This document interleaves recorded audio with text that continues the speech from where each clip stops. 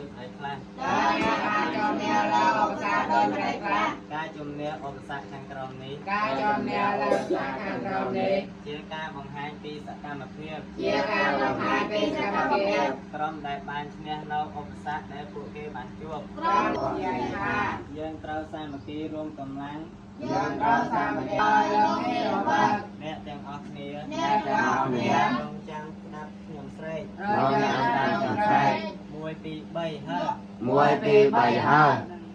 ភឹបភឹបភឹប ហឹប ពួកយើងរួចពីគ្រោះស្លាប់ហើយ ពួកយើងរួចពីគ្រោះស្លាប់ហើយ សូមទោសមិត្តទាំងអស់គ្នា សូមទោសមកទាំងអស់គ្នា សំឡាញ់ សម្លាញ់ ក្រុមរបស់យើងត្រូវរបួសជើង